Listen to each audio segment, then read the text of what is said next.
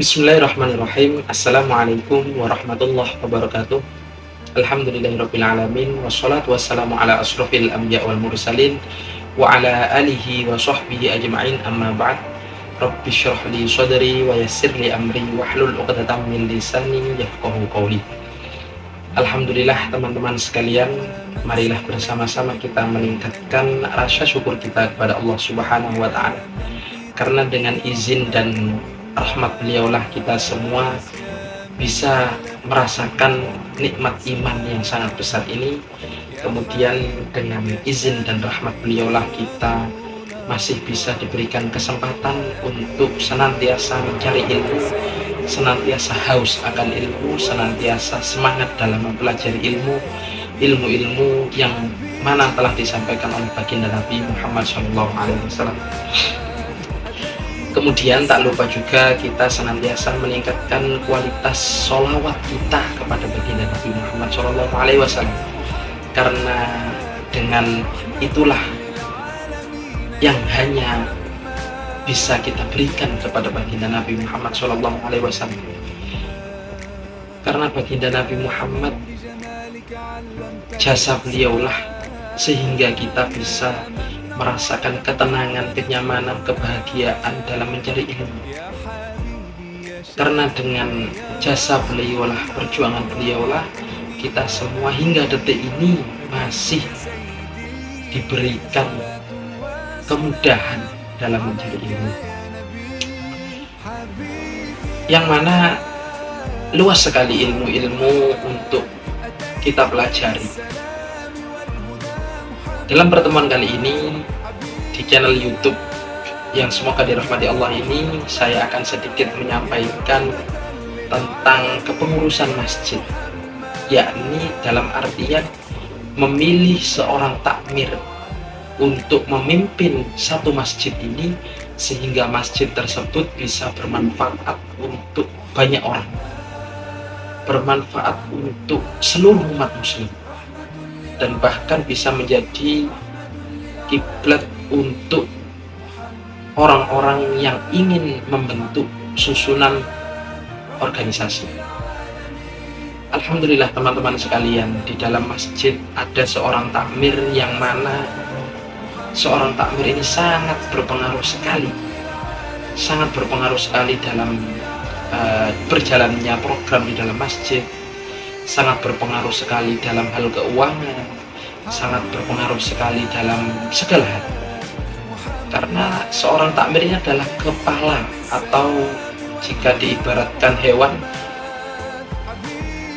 takmir ini adalah kepala, yaitu pemimpin untuk mengabdi kepada masyarakat, sehingga masyarakat yang datang ke masjid ini akan merasakan kenyamanan, ketenangan, dan juga merasakan kebahagiaan di dalam masjid. Tidak hanya itu, fungsi utama masjid yang mana tidak hanya untuk melaksanakan ibadah sholat saja, tetapi fungsi masjid juga bisa bermanfaat untuk pendidikan seseorang, untuk tarbiyah seseorang. Masjid juga bermanfaat untuk rumah umat muslim.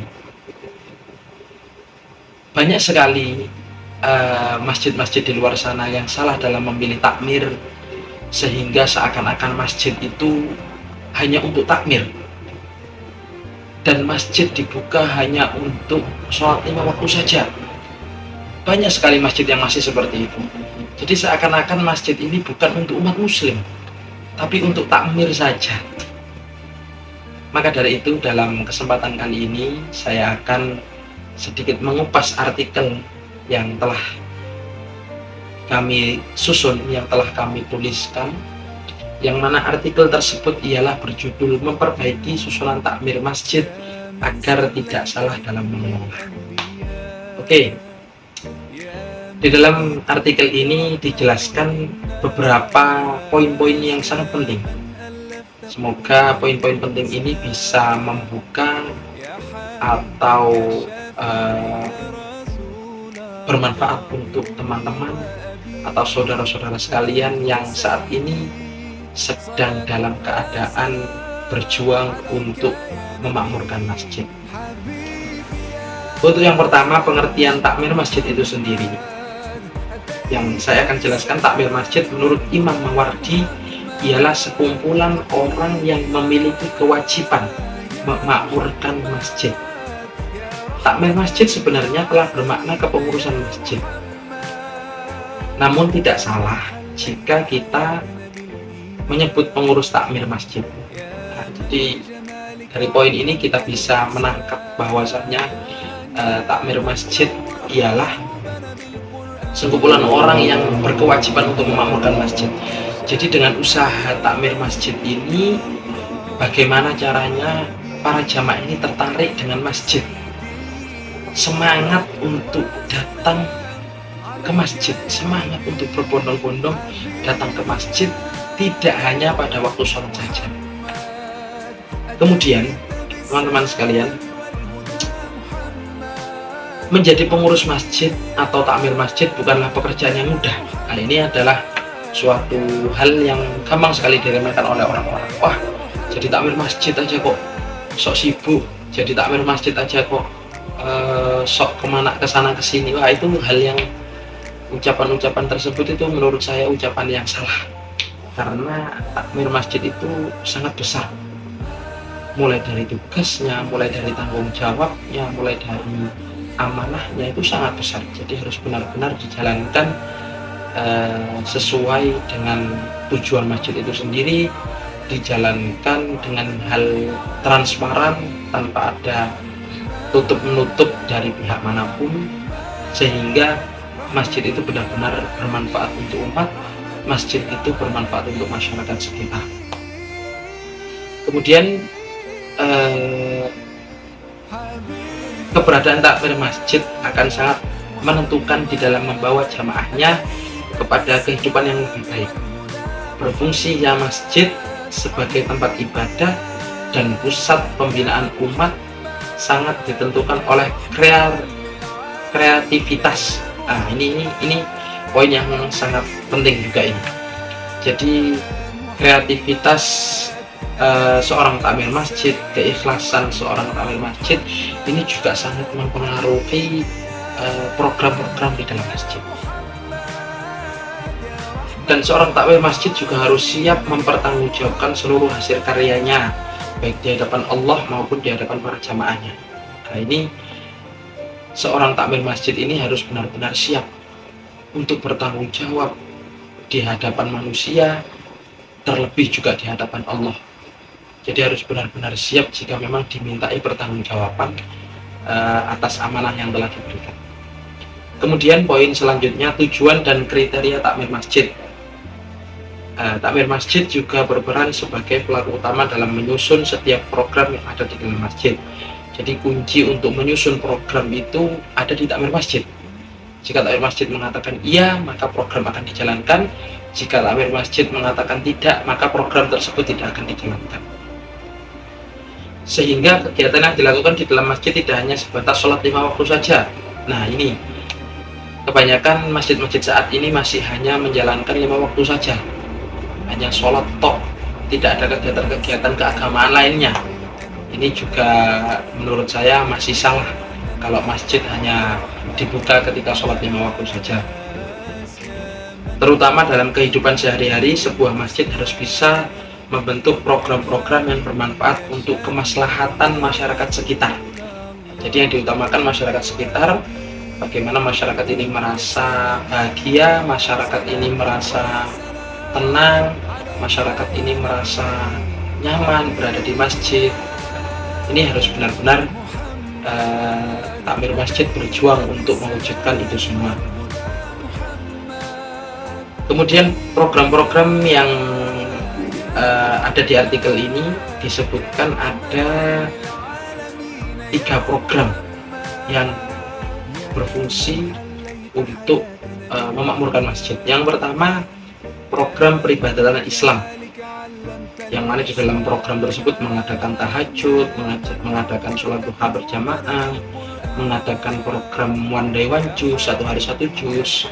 Itu harus benar-benar dimaksimalkan agar banyak jamaah yang bisa memanfaatkan masjid tidak hanya untuk sholat saja, tapi juga untuk program-program yang lainnya. Kemudian yang kedua ada program pendidikan. Nah, yang pertama program peribadatan Islam, kemudian yang kedua program pendidikan. Program pendidikan ini contoh-contoh yang meliputi program pendidikan ialah yang pertama mengadakan kajian ilmu agama. Di dalam kajian ilmu agama ini juga ada pengajian tentang akhlak, pengajian tentang fikih, pengajian tentang sejarah, dan kajian-kajian yang lain. Banyak sekali kajian yang bisa diamalkan atau bisa diterapkan di masjid-masjid sekitar. Kemudian ada juga menyediakan tahsin Al-Quran. Nah, ini juga penting, kita harus bisa menjadikan orang-orang sekitar terutama untuk semangat dalam membaca Al-Quran, karena di hadis baginda Nabi juga dijelaskan adibu auladakum ala thalathi khisalin hubbi nabiyikum wa hubbi ahlihi wa hubbi ahlihi wa qiraatil Quran. Jadi baginda Nabi sendiri menjelaskan ajarilah anak-anak kalian untuk mencintai 3 perkara, yaitu mencintai Nabi, mencintai Ahlul Bait, dan yang ketiga membaca Al-Quran. Jadi membaca Al-Quran ini dianjurkan baginda Nabi untuk senantiasa diajarkan kepada anak-anak kita. Kemudian yang ketiga menyediakan kelas diniyah pemula. Kelas diniyah pemula ini meliputi pelajaran-pelajaran yang ada di pesantren, terutama itu kita wujudkan di masjid-masjid sekitar agar bisa dipelajari oleh adik-adik atau anak-anak yang masih kecil, sehingga ditanamkan di dalam hatinya bahwasanya masjid ini adalah pusat pendidikan untuk anak-anak. Oke, selanjutnya ada yang ketiga, program kesejahteraan masyarakat. Nah, ini juga penting untuk dijalankan, yang mana program kesejahteraan masyarakat ini contohnya menyediakan makanan dan minuman gratis bagi jamaah. Nah, jadi banyak sekali sekarang juga sudah mulai diwujudkan memberikan makan gratis, memberikan minum gratis kepada para jamaahnya, semata-mata untuk berniat agar masjid tersebut ramai dengan pengunjung, masjid tersebut bisa bermanfaat untuk masyarakat sekitar. Kemudian yang kedua contohnya ialah membantu masyarakat sekitar masjid. Nah, jadi banyak sekali sekarang masjid itu yang hanya setiap Jumatnya mengumumkan dengan mikrofon masjid mendapatkan uang sekian sampai menumpuk ratusan juta. Wah, itu menurut saya kurang pas, karena fungsi masjid itu sendiri harusnya dia ini bisa memakmurkan masyarakat sekitar. Jadi uang itu diputar dari umat untuk umat, dari umat untuk umat, dari umat untuk umat, tidak diendapkan, tidak diberhentikan di kas masjid saja. Jadi secukupnya saja yang disimpan di kas masjid, selebihnya bisa dimanfaatkan untuk kesejahteraan masyarakat sekitar. Karena kalau masyarakat sekitar sejahtera dengan masjid, insya Allah nanti masyarakat sekitar juga akan semangat untuk menghidupkan amaliyah-amaliyah di dalam masjid. Kemudian contoh yang ketiga ialah memperhatikan kenyamanan, kebersihan, dan kelayakan masjid. Nah, ini juga penting. Banyak sekali para jamaah itu yang merasa risih dengan kotornya kamar mandi, dengan kotornya debu-debu, terutama masjid yang berada di pinggir jalan. Nah, itu harus benar-benar kita perhatikan bagaimana jamaah ini merasa nyaman, merasa tenang, merasa betah di dalam masjid. Itu harus benar-benar kita tingkatkan lagi. Kemudian contoh yang keempat, memberikan pelayanan terbaik untuk tamu Allah. Nah, ini juga sama seperti tadi, meningkatkan kenyamanan di dalam masjid sehingga jamaah tadi merasa senang, merasa nyaman, dan merasa betah di dalam masjid. Selanjutnya dilihat dari program-program di atas, maka dibutuhkan susunan takmir masjid yang berkompeten dalam mengelola masjid, ya, berkompeten, mampu untuk mengelola masjid, sehingga masjid bisa benar-benar memberikan dampak positif terhadap kehidupan sehari-hari, terutama di kalangan anak muda, orang tua, dan lain sebagainya. Masjid harus bisa menjadi tempat untuk mendidik serta membentuk akhlak-akhlak para pemuda, terutama para pemuda. Karena pemuda zaman sekarang ya tahu sendirilah seperti apa. Semoga Allah senantiasa melindungi kita semuanya. Dengan begitu, para pemuda di kalangan saat ini bisa menjadi pemuda-pemuda yang memberikan pengaruh positif terhadap agama, nusa, dan bangsa. Jadi masjid ini menjadi ibarat kata bandara. Bandara ini tempat untuk berhentinya pesawat, untuk mengisi bahan bakar pesawat, sehingga ketika di perjalanan nanti akan lancar, ketika di perjalanan nanti akan aman tanpa ada gangguan atau kendala apapun. Jadi masjid ini untuk bandara, untuk mengkader orang-orang, mengkader pemuda-pemuda, sehingga pemuda tersebut bisa bermanfaat untuk masyarakat sekitar, masyarakat luas, bahkan untuk nusa dan bangsa. Maka untuk mewujudkan planning di atas diperlukan susunan takmir masjid sesuai kriteria kepengurusan masjid. Nah, jadi ada kriteria yang harus dimiliki seorang takmir masjid. Yang pertama, paham dan menguasai ilmu agama serta ilmu umum. Karena dalam mengelola masjid ini tidak hanya butuh ilmu agama saja, tapi ilmu umum juga harus bisa dikuasai oleh calon-calon takmir masjid. Kemudian yang kedua, memiliki kemampuan manajerial dalam mengelola masjid. Nah, jadi tidak hanya dia ilmu agama, ilmu umum saja yang pandai, akan tetapi kalau dia tidak mampu dalam hal mengelola manajerial, dalam hal menyusun program-program yang akan dijalankan nanti seperti apa, itu kurang pas. Jadi harus memang memiliki kemampuan manajerial dalam mengelola masjid. Kemudian yang ketiga, memiliki good leadership taktik. Nah, jadi taktik kepemimpinan yang baik ini nomor 3. Jadi dia harus menjadi leadership yang bisa dicontoh oleh banyak umat, menjadi leadership baik di dalam sholat maupun di luar sholat. Itu harus bisa dimiliki oleh calon-calon takmir masjid. Sehingga dengan dipenuhinya kriteria tersebut, kemungkinan besar takmir masjid akan mampu mengelola masjid dengan baik dan benar. Selain daripada itu, takmir masjid juga harus siap menerima kritik dan saran. Nah, ini juga hal yang sangat penting menurut saya, karena banyak sekali sekarang orang-orang yang sebenarnya tidak terlalu mampu untuk mengelola masjid. Dia ini hanya modal PD saja sudah berani mengelola masjid. Akan tetapi ketika dikasih kritik, dikasih saran oleh para jamaah, takmir tersebut ini merasa sok pintar. Saya nggak perlu masukan dari kalian, saya bisa mengelola masjid ini sendiri. Ya, itu termasuk sombong. Itu sangat tidak dianjurkan bagi seorang takmir masjid. Tidak sifat yang tidak dianjurkan untuk seorang takmir masjid, harus benar-benar dihindari. Jadi harus benar-benar dia ini siap menerima kritik, siap menerima saran, baik kritik itu negatif maupun positif, kita saring dulu. Kalau memang kritik atau saran tersebut itu bisa mengubah masjid untuk lebih baik, mengubah masjid ke depannya untuk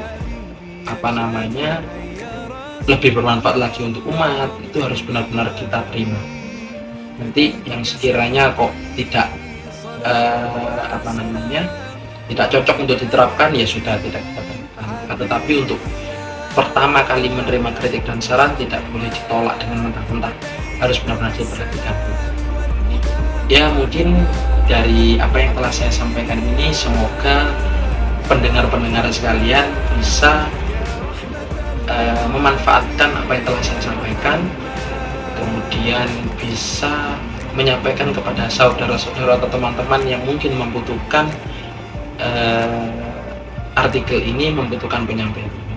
Semoga kita semua senantiasa Allah limpahkan kesehatan, kesejahteraan, rezeki yang melimpah ruah dan barokah. Amin amin Allahumma amin. Ja'alallahu wa iyyakum ajma'in ihdinas siratal mustaqim. Wassalamualaikum warahmatullahi wabarakatuh.